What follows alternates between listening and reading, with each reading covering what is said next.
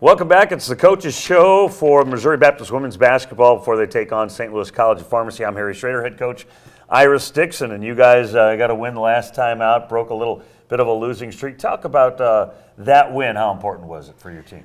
It was very important. As you said, we have been on a losing streak, and we needed a win. Going into play at Hannibal, it's tough in itself, but also they're in need of a win as well, and it was going to come down to who wanted it most.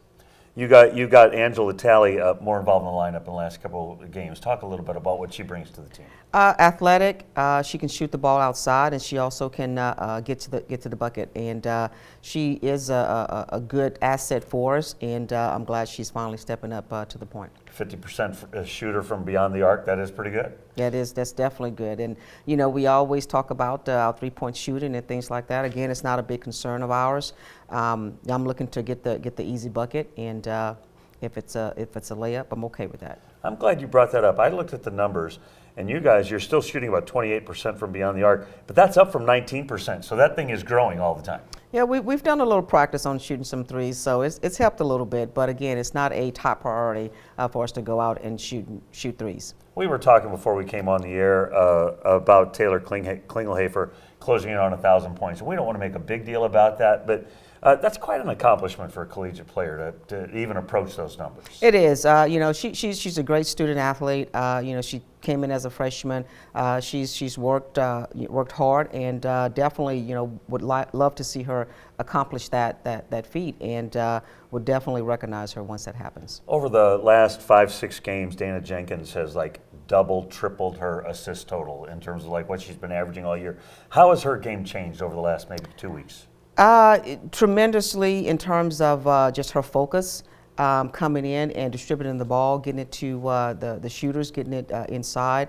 That's critical for us. We have to have that point guard who's able to run the offense, control the offense, and be able to deliver the ball. By the way, what did you do for Christmas? I did nothing for Christmas.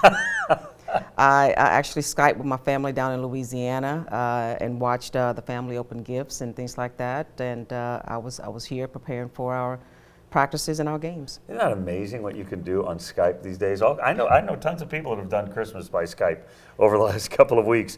Let's talk about tonight's game. You've got St. Louis College of Pharmacy, and they're not a team that wins a lot of games. Even last year, you guys swept them. What do they bring to the table, and how do you keep your young ladies focused? Because they know it's not a program that's at the upper echelon of the AMC. You know, that's a good point that you bring up in terms of focus. You know, we've got to go out and play our type of basketball. We cannot, one, take them for granted, but we can't go out and, be lethargic and be slow and things like that. We've got to create the tempo and maintain the tempo. When you look at Jericho Hawkins and all of her numbers and how well she's played, she's terrific at stealing the basketball, blocking shots, obviously scoring and rebounding. Does a player like that have the ability to kind of bring other players into their game, kind of help them, inspire them into certain parts of their game as well?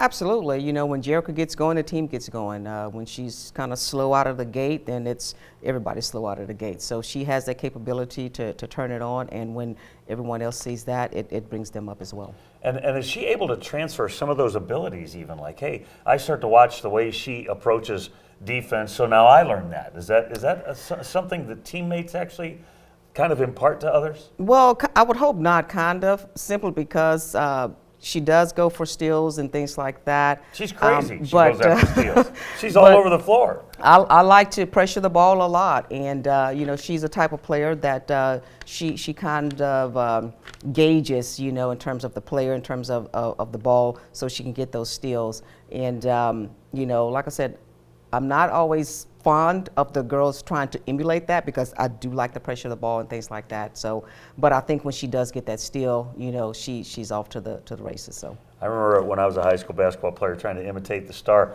I wasn't as long, fast, smart, or intuitive. So I'd make that same move but miss the ball, and the guy made a layup. That's what you're talking about. Kinda, yeah. Listen, you guys are 4-7 after 8 wins last year, so you guys are moving forward, really making great progress this year.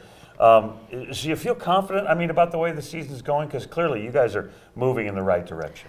You know, that's the key, progress. Would I like to have a better record? Absolutely. Do I think we could have had a better record? Absolutely.